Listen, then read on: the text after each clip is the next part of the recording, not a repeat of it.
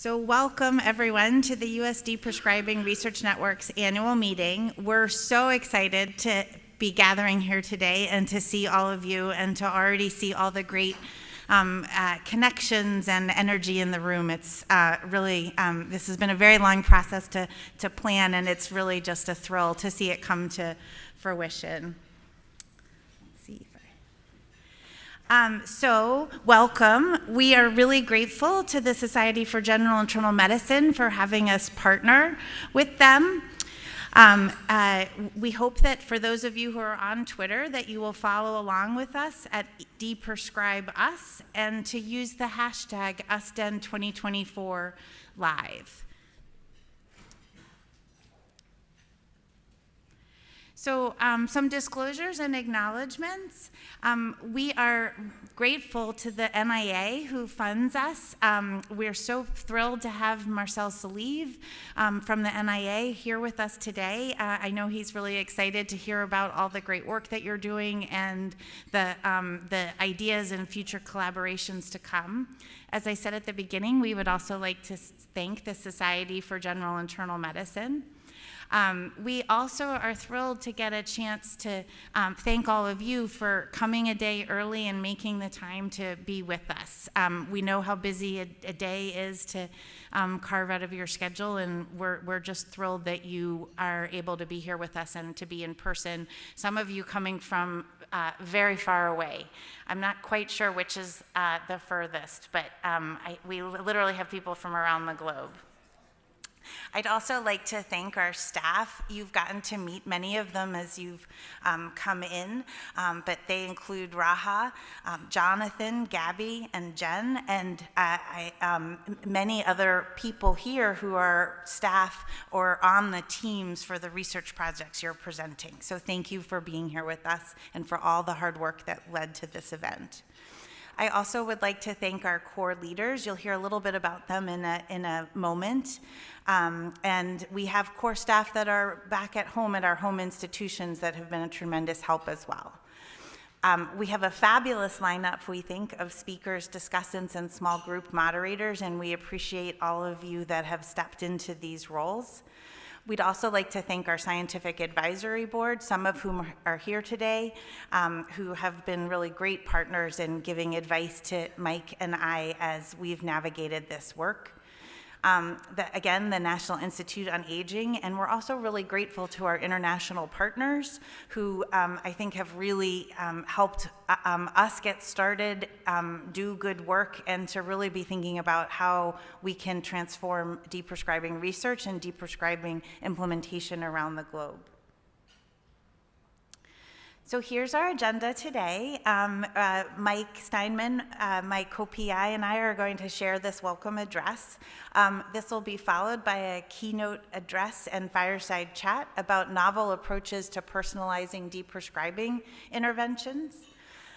There will be a break about 10 for more food, more snacks, so please take advantage of those. We're then really excited to have a session on achieving pharmacoequity and thinking about the vital role of deprescribing in that. Then we're going to have a presentation based on one of our working groups on expanding a framework for understanding the role of communication in deprescribing. We will have lunch, which we hope is another great opportunity for you all to network and meet each other. We have an USDen-sponsored research showcase panel, and then we have a poster session and a mid-afternoon snack. So please take this time to make sure to check out the posters both in this room and the room before. I took a peek at a few, and we've got some really great work presented.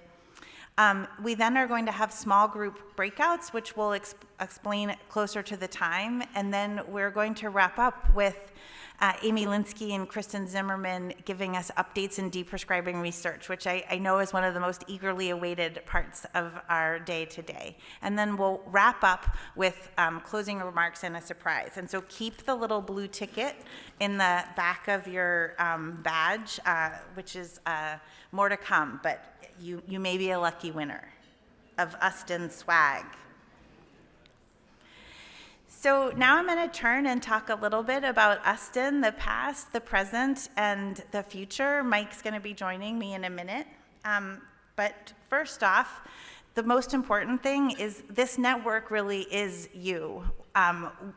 What makes this network vibrant and having accomplished so much is the fact that so many of you have already actively participated in various events, our junior investigator work, pilot awards, our webinars, coming to the annual meeting.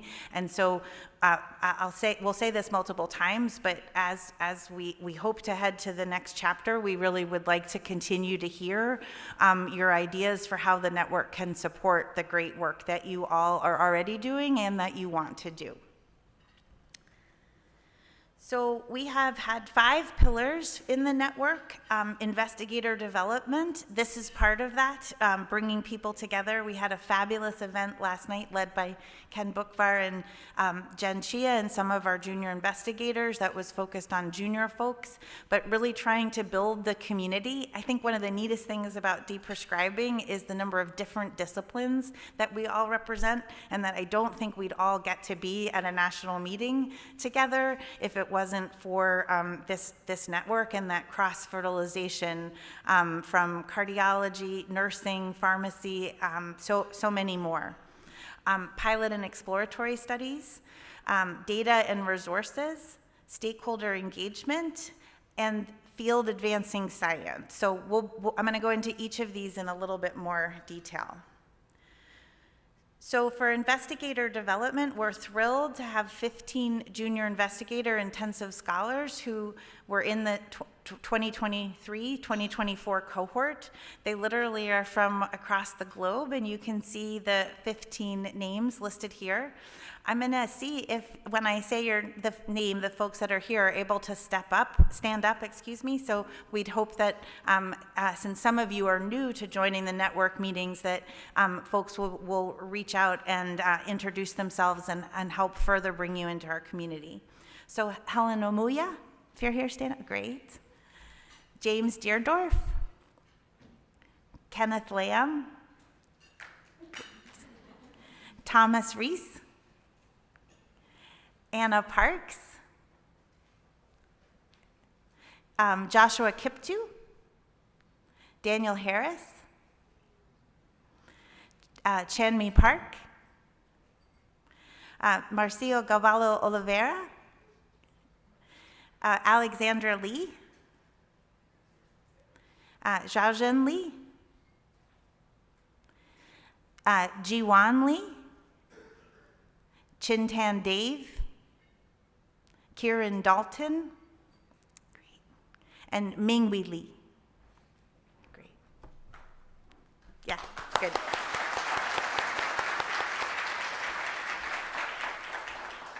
I also want to tell you about our pilot and grant planning awards that were awarded in summer 2023. These include Parag Goyal, Shian Scott, Lisa LaRoe, and Malini Neela Begum, So we're really excited about the work that they're doing. You can see the topics listed here, and I think several of them are here, and we hope that you'll get a chance to hear more about the work that they're doing. Mike, I feel like I'm preempting Mike a little bit, but we are excited about the potential for our next phase, and we will continue to have pilot awards, we hope, next year. We also are really excited that through a partnership with the I'm going to get the acronym wrong, I'm sorry, but the National Institute of Integrative and Complementary Health, I hope I got that right, I should have looked it up before I came up here, that we were able to fund an additional 4 pilots in the last year that focus on using complementary and integrative health methods to support deprescribing of benzodiazepine receptor agonists. This was really a wonderful opportunity with a different institute at the NIH wanting to build on the work of this network, and they supported 4 pilot trials that you can see listed here, with the goal of them wanting them to lead to large-scale interventional research that could help figure out whether these approaches can help address deprescribing of the benzodiazepine receptor agonists. So Timothy Anderson, who's here, I have seen, Elizabeth Addington, Gurjit Birdi, and Ryan Bradley all have these really 4 very exciting pilots that bring the network into new areas. So for data and resources, I hope that all of you, if you're here, you've checked out our website, but just in case you haven't, we have created a composite of high-value resources for deprescribing research. These include a repository of both IRB and DSMB materials, as well as others. We have a literature strategy that is posted there. If you subscribe to our newsletter, which if you haven't yet, you please do. It comes out once a month, but we do share articles each month that are pulled from that literature strategy, but also believe that it would be useful for those of you that are trying to have a platform in which to start your own literature search for a research project you're trying to do. And on work from one of our working groups that is focused on defining deprescribing measures from electronic health data.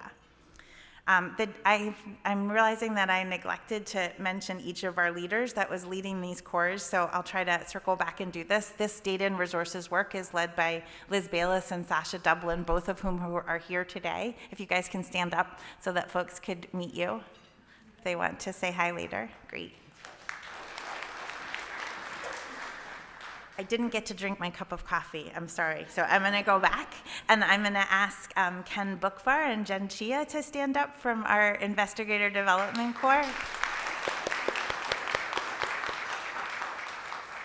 And Sandra Simmons and Amanda Mixon are here, who are leading our grant and planning grant and pilot study corps. Thank you. The other pillar that we wanted to tell you about is stakeholder engagement, and I'm really thrilled that both Catherine Sarkeesian and Nikki Brandt are here. If you guys can stand up, they are supported at home by a great team that includes Carmen Reyes, who wasn't able to be here today, as well as some other folks on their teams back home. I also want to take this moment to acknowledge our stakeholder council, which you can see the names listed here. This group has really been a phenomenal help in shaping the network. They help us review and evaluate our pilot studies. They have been instrumental in shaping and doing webinars. And also helping us think through dissemination strategies. There's a really some phenomenal resources about stakeholder engagement, which we believe is a critical piece of deprescribing research on our website. There's a webinar, and if you have questions about this, please seek out Nikki and Catherine today. And finally, I'm going to tell you briefly about our working groups. In the first phase of this grant, we had 4 working groups. One was focused on high-value targets for deprescribing, led by Shelley Gray. Liz Bayless, who is here, led work focused on measures used in deprescribing research. Sasha Dublin and a great team of people from across the country have done a really interesting work about data harmonization for deprescribing for EHR data. And Terry Freed, who's here with us today as well, is in the midst of a working group focused on deprescribing communication, and you will get to hear from her later. So it's really my pleasure to now turn this over to Mike Steinman, who is the MPI with me of this program and really been a fabulous partner. Thank you.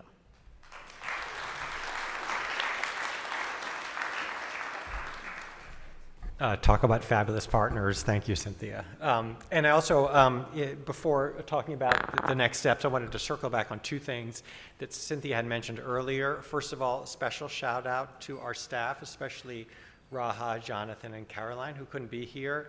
Like Cynthia and I get to be the spokesmodels, like getting up here, but like everything, if you look around, the people who actually made all of this happen and the rest of the network happen are them. So thank you so much for the amazing work that you do.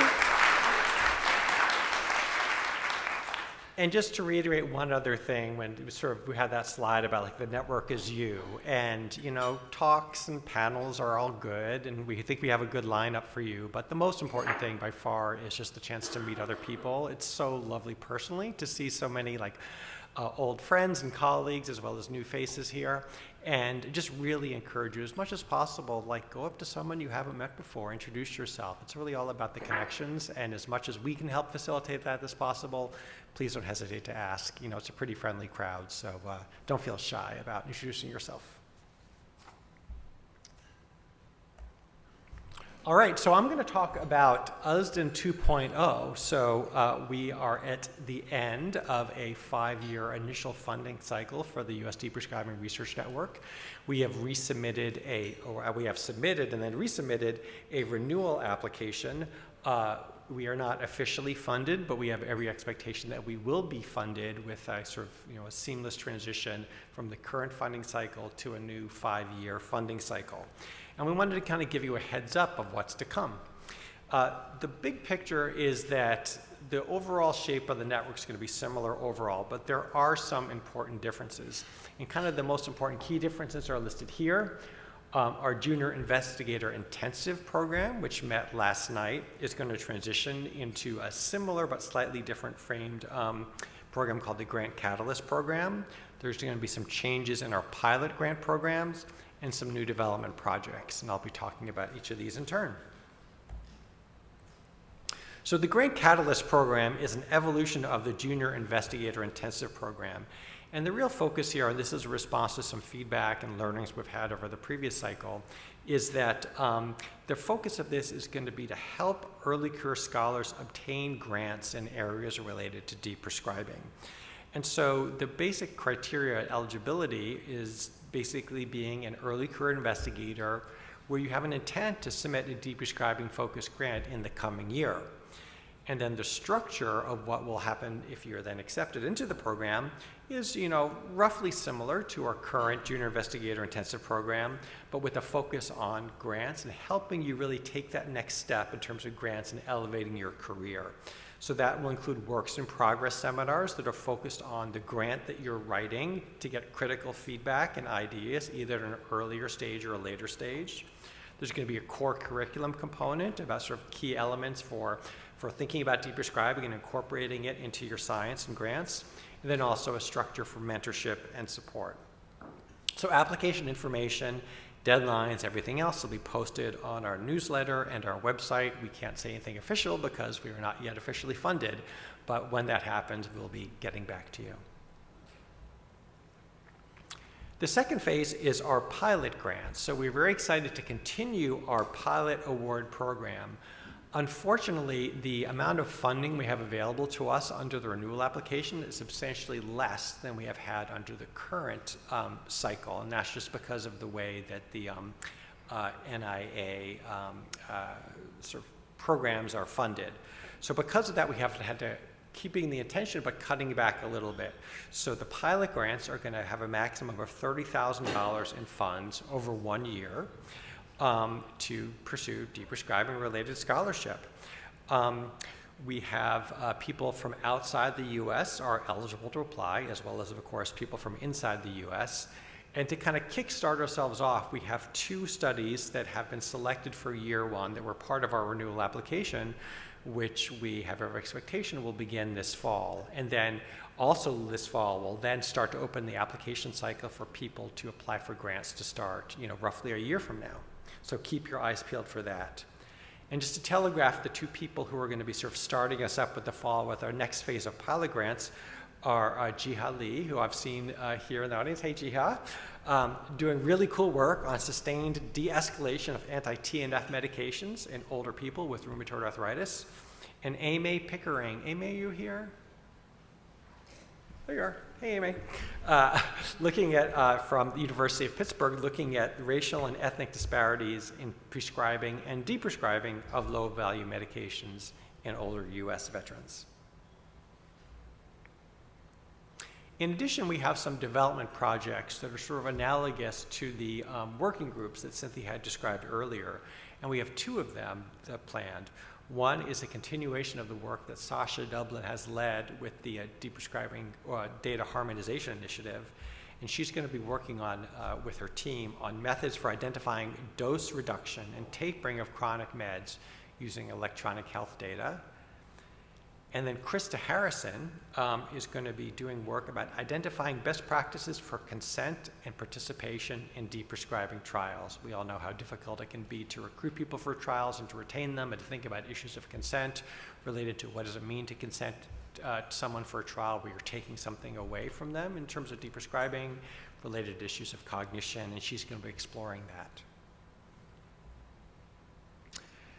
So in closing, in getting back to the theme of the network is you, we wanted just to take a chance to allow any of you in the audience to share your own announcements. So that could include, hey, my institution has a job opening that we have open posted and would love for people here to apply. Or my institute or funding agency, has a new announcement that we have available. We want people to know about it. So I'll sort of telegraph two specific things I have in mind. So I'm going to actually call on the two people I just was telegraphing. But after that, if you have anything you want people in this group to know about opportunities, any other thing that you would love to get out in front of the group, this is your time to do it. So the first, Sasha, did you want to talk about the job announcement? Is this on? Okay. Yeah. Thank you so much, Mike. I'm Sasha Dublin. I'm a senior investigator at Kaiser Permanente, Washington, and that's in the area of Seattle, Washington. And I just wanted to share with this group that we have an open faculty search right now, and two of the areas most relevant to this group are we're looking for someone in pharmacoepidemiology and also someone in primary care, like practice improvement, clinical work to make primary care work more smoothly. And I have spent most of my career at Kaiser, and I love working there and would love to talk to any of you. We're looking at all levels from assistant to full professor levels, and I think it's a great place to work. And I'm sorry for putting you on the spot, but Arlene, are you here? Do you have a...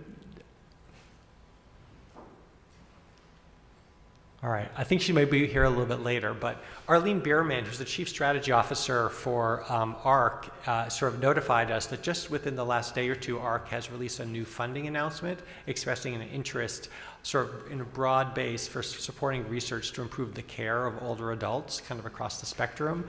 So this is a great opportunity, and they're interested in many different things, but deprescribing is definitely among them. So Arlene should be here later today. We'll try to sort of point her out, but take a look. If you just Google search, AHRQ funding announcement, older adults, it should come up. Marcel.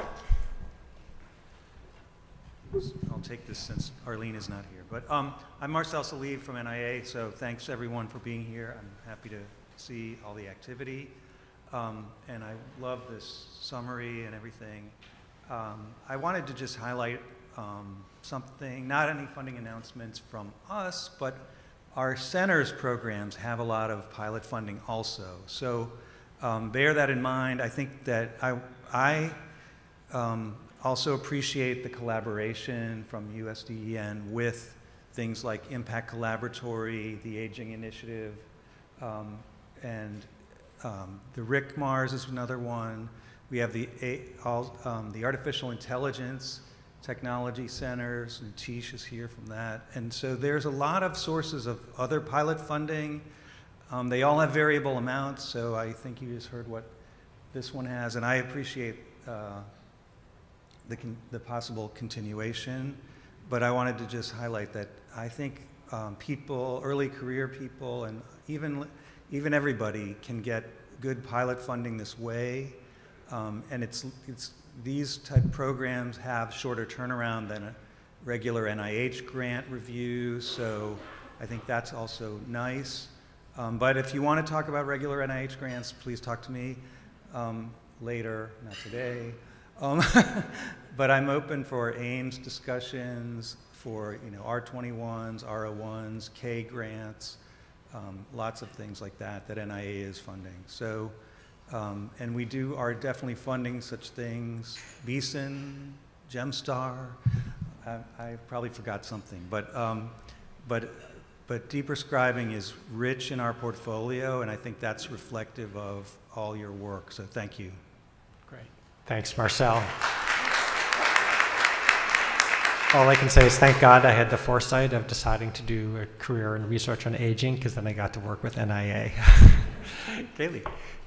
Hi everyone, I'm Kaylee Hayes. I'm an assistant professor at Brown University. I'm just announcing we just got good news that Josh Niznik and I are leading a joint ISPE and USDEN symposium and workshop on best methods for deprescribing research that uses observational data at the International Society for Pharmacoepy's annual conference in Berlin. Lots of people in this room have contributed to that work. I can't name them all, but it would be lovely to see a lot of you there if you are joining us in Berlin in August. I was just in Berlin last week. It is awesome. Take the street art graffiti tour.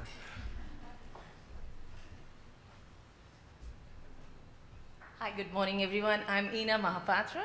I'm the chair of Division of General Internal Medicine, one of the largest primary care in Chicago, Cook County Health. So we are currently hiring primary care physician and geriatrician. I know Asa is geriatrician. So if you or anyone who is interested, please reach out to me. And it's a great job opportunity there. We are known to have great retirement and other benefits, and definitely there's a 12 weeks of paternity leave. So anyone, any early careers or geriatricians, we have great work going on, so please reach out to me. Thank you for this opportunity.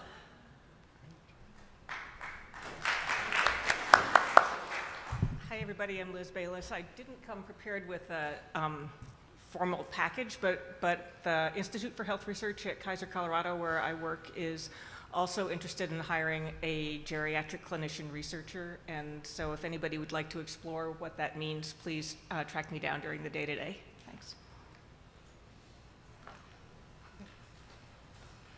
Hi there, Tim Anderson. I'm far too young to be hiring anybody, but I'm one of the associate editors at JAMA Internal Medicine, and for folks who are staying for the full SGIM conference, there is a reception with editors from JAMA, JAMA IM, JAMA Friday from 6 to 7, which is a great chance, especially for we're looking to publish deprescribing research. All of those journals work, and feel free to find me, and I can give you a card. Terrific.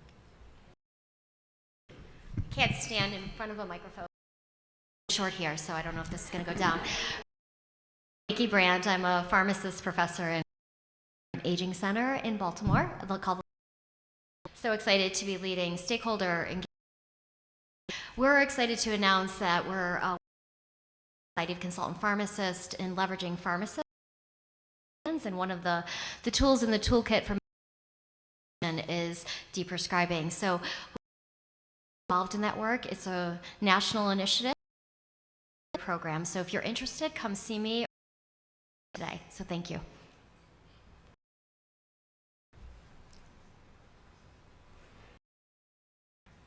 Hi, it's Anna Nayak. I chair the Department of Policy and Community Health at the University of Texas in Houston, and also with the geriatric. 2 tenure track positions, one in health services research and one in healthcare management for non-clinicians and clinicians who are interested. So those 2 are open, and we have a postdoctoral fellow position with our patient parties care work if folks are interested. So if you are interested in any of these positions, reach out to me while you're here. Thanks.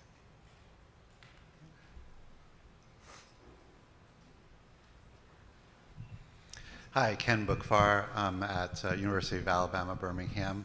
I also lead the Center for Medication Safety and Aging for the VA, and we have a symposium tomorrow if you're staying for SGIM and haven't had enough deprescribing, about our deprescribing work at 4 p.m., I think in the Fairfax room.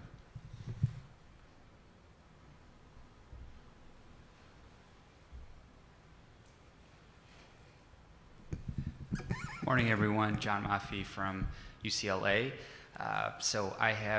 We have a job opening. I work very closely with Catherine Sarkeesian, and it's a data scientist position to work on a large PPI prescribing trial, as well as a host of other health system related projects to improve value. So if you're interested, let me know, find me.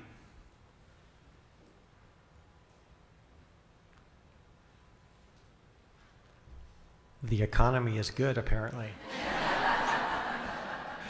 That was terrific. Thank you, everyone. All right, so just a final note. So please keep in touch with us. Feel free to reach out always, but a great resource is, of course, our website, deprescribingresearch.org. If you're not currently a member, please either just reach out to one of us now, or better yet, go to the website and just click that big button which says Join the Network. Basically, what that means is that you will signing up for a monthly newsletter. We promise not to spam you too often, which kind of gives you updates and sort of opportunities and new news related to deprescribing. And then if you can stomach Elon Musk, we are on Twitter still, or X. So that is our handle, deprescribeus, and please reach out. So finally, as mentioned, we want to hear from you. Please feel free to share with us your questions, your ideas, your thoughts. Engage in the Q&A. Tweet, again. There is the hashtag for USDN 2024 Live. Jen Croteau. Jen, do you want to stand up? There you are. Jen is our official social media guru and will be taking pictures. If you do not want your picture shared on social media or elsewhere, please let Jen know. And then finally, at the end of the day, we will be having a post-meeting feedback survey. We'll be telling you more about that later, but please, we appreciate everyone filling that out. And your prize for doing that is entry into the swag raffle with your tickets. So again, this is our agenda. There's some printouts on the table, but there's also those QR codes that are on each of the table. If you just take a picture of that and go to that web link, it has all the information there. And it is my pleasure to move on to the next part of the agenda.